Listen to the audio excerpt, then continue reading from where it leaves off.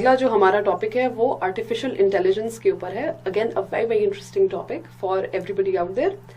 सबसे पहले जब आपके ऊपर कोई सवाल आता है आर्टिफिशियल इंटेलिजेंस का, then you are to define it.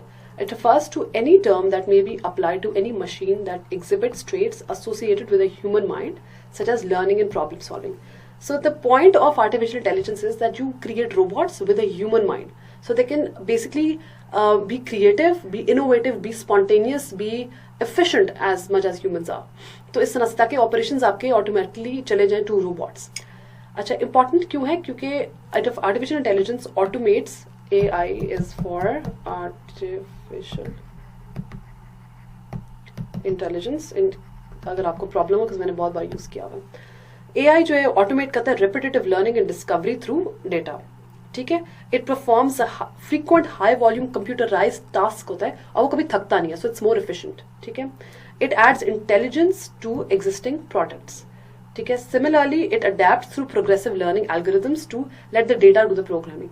So अगर एक बार अगर उसको बताते हो कि this is to be done in a specific way, तो वो ऑटोमेटिकली अपने आप को अडेप्ट भी करता है to new learning techniques. और इसकी एक्यूरेसी जो अनदर एडवांटेज भी आप कह सकते हो कि it achieves incredible accuracy through deep neural networks. ठीक है, जो कि पहले पॉसिबल था. और ये एनालाइज करता है डीपर डेटा को. मतलब कि एक तो होता है ना कि आप नॉर्मल क्या कहते हैं डेटा को एनालाइज करते हो कि जी इसका जवाब ये होगा तो ये होगा, लेकिन उसके पीछे उसका लॉजिक क्या है वो भी उसको एनालाइज करता है. ठीक हो गया. अच्छा, एडवांटेजेस क्या है कि इस ह्यूमन एरर नहीं होता. ठीक है, ये बहुत रिड्यूस हो जाता है. ये रिस्क लेता है इंस्टेड ऑफ ह्यूमंस. ठीक है ना. तो a lot of humans will not take financial risk, a lot of different risk that robots will और आर्टिफिशियल इंटेलिजेंस कैन डू. ठीक है. अच्छा, उसके बाद क्या कहते हैं ये अवेलेबल होता है 24/7. This is not point 3, this is just an explanation of point 2. अच्छा, फिर अवेलेबल होता है ये 24/7. रात दिन काम करा लो, जो मर्जी करो, it's never going to be tired. So it's sufficient for the entire mankind. फिर हेल्पिंग इन रेपिटेटिव जॉब्स. ठीक है, repetitive jobs humans often get bored with this. ठीक है ना. For example, I don't know if you have read Charlie and the chocolate factory. एक बड़ी मजे की किताब थी, बच्चों में पढ़ते थे. तो उसमें बताते थे कि चार्ली का अब्बा जो है ना वो एक फैक्ट्री में काम करता है जहाँ पे वो टूथपेस्ट को बेसिकली उसके टूथपेस्ट का जो कवर होता है उसको बंद करता होता है, और या वो स्क्रू ड्राइवर से करता होता है, कुछ इस तरह का काम होता है उसको, और रेपिटेटिव जॉब होती है. तो वो पूरा दिन उसको एक ही तनख्वाह मिलती है और एक ही काम वो कर रहा होता है. तो ये it's really bored. So the point is कि अगर ये आप किसी कंप्यूटर से ही काम करवा लो तो ये बहुत आसान जिंदगी हो जाएगी, जो कि अब होता भी है. फिर डिजिटल असिस्टेंस प्रोवाइड करता है आपको.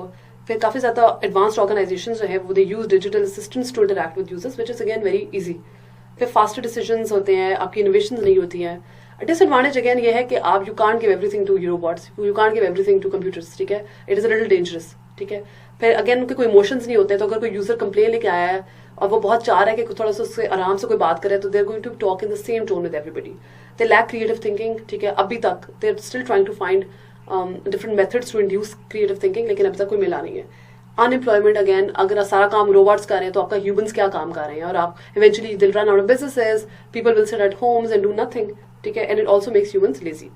और जो आखिरी वो ये है कि जी it's a high cost of creation. बहुत बहुत पैसा लगता है इस पे, आर्टिफिशियल इंटेलिजेंस पे, वरना जो हमारी मैनकाइंड है वो बहुत पहले मूव कर गई होती है इसके ऊपर. ठीक है. So thank you so much. This ends your topic.